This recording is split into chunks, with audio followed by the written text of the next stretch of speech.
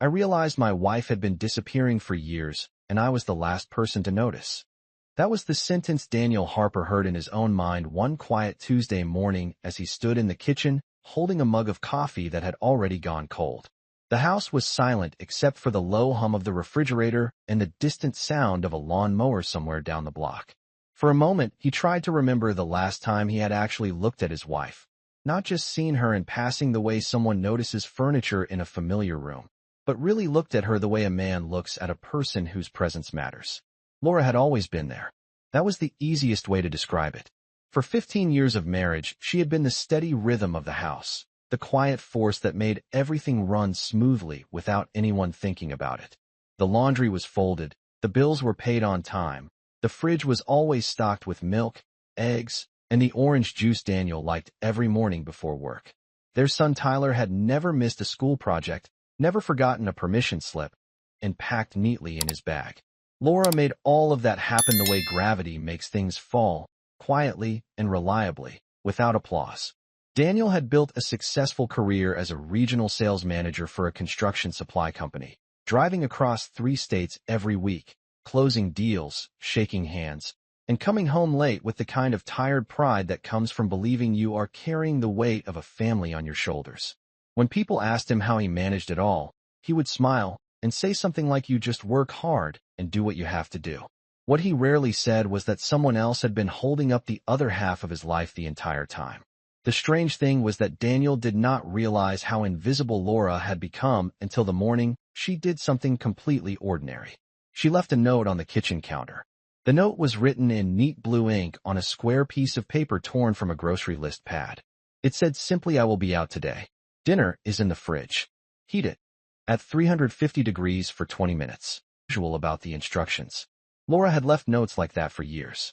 But Daniel stared at the paper longer than usual, because something about the handwriting felt distant, almost formal, as if it had been written by someone who no longer expected to be asked where she was going or when she would return.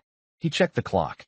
It was 7:10 a.m. Laura was usually still in the kitchen at that time, packing Tyler's lunch and reminding Daniel where he had left his car keys. The house felt oddly unfinished without her moving from room to room. Daniel shrugged it off and went to work. But the thought followed him all day like a quiet echo. At lunch, he sat alone in his truck outside a hardware store parking lot and realized he could not remember the last real conversation he had with his wife.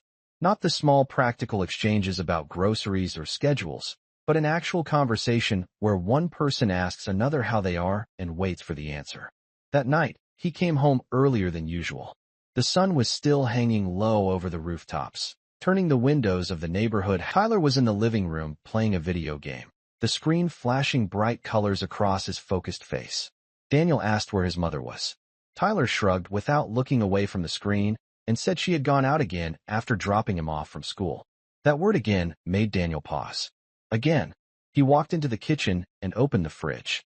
Just like the note had promised, dinner was waiting neatly in a glass dish covered with foil.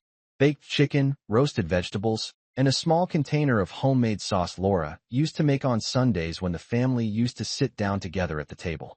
Daniel heated the food and sat across from his son while they ate. Tyler talked about a math test and a friend who had gotten a new dirt bike. Daniel nodded, but his mind kept drifting back to the strange quiet in the house. When Laura finally came home, it was almost 9. She stepped through the door carrying a small canvas bag and looked surprised to see Daniel sitting at the kitchen table. For a second, neither of them spoke. Daniel noticed something unfamiliar.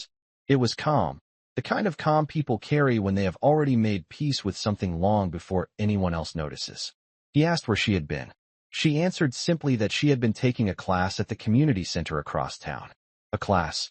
Daniel repeated the word slowly as if it belonged to a language he did not quite understand. Laura explained that it was a creative writing class that met twice a week. She had signed up 3 months earlier. 3 months. Daniel felt the number land heavily in his chest. 3 months meant 12 weeks. 24 classes. Hours and hours of time he had never noticed were missing. He asked why she had not told him. Laura gave a small, thoughtful smile and said she had tried once, but he had been checking emails on his phone while she spoke, so she assumed it was not important to mention again. The answer was gentle, but it hit Daniel harder than any argument could have. For the first time in years, he studied his wife carefully. Laura looked almost the same as she always had, but there were subtle changes he had overlooked. The tired lines around her eyes seemed softer somehow, as if a quiet burden had been lifted. She looked like someone who had slowly stepped out of a shadow. Over the next few days, Daniel began noticing things he had never paid attention to before. Laura spent time reading on the back porch in the evenings. She left the house on Saturday mornings with a notebook tucked under her arm. Once he saw her laughing on the phone with someone from her class, the sound warm and confident in a way he had not heard in years. The more Daniel observed, the clearer the truth became. Laura had not suddenly changed. She had simply stopped waiting to be seen. One night after Tyler had gone to bed, Daniel sat across from her at the kitchen table and admitted something he had never said out loud. He told her he thought he had been a good husband because he worked hard and provided for the family. But now he realized he had treated her presence like background noise, something constant and dependable that did not require attention. Laura listened quietly. When he finished, she said something that stayed with him long. It does not happen overnight.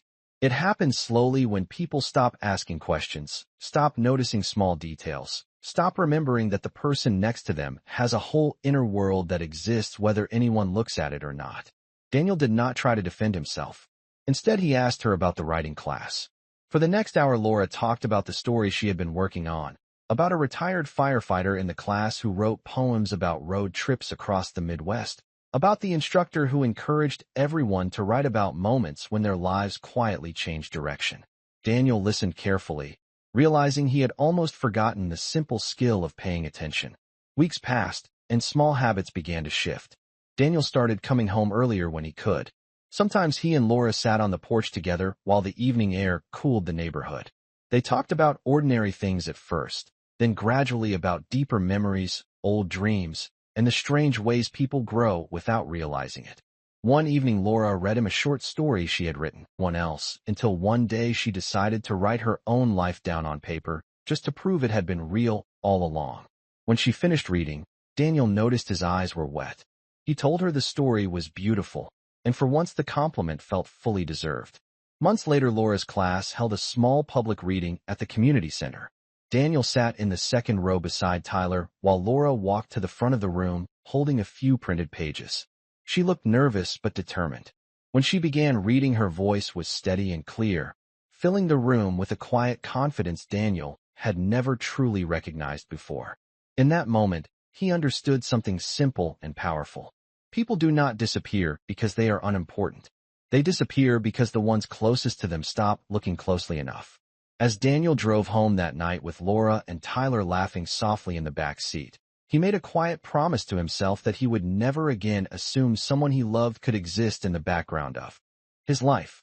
Because the truth he had learned, lives rarely demand to be seen, but the moment we finally choose to see them clearly can change everything. And if this story reminds anyone listening to look a little closer at the quiet people beside them, then maybe Daniel Harper's realization arrived exactly when it was meant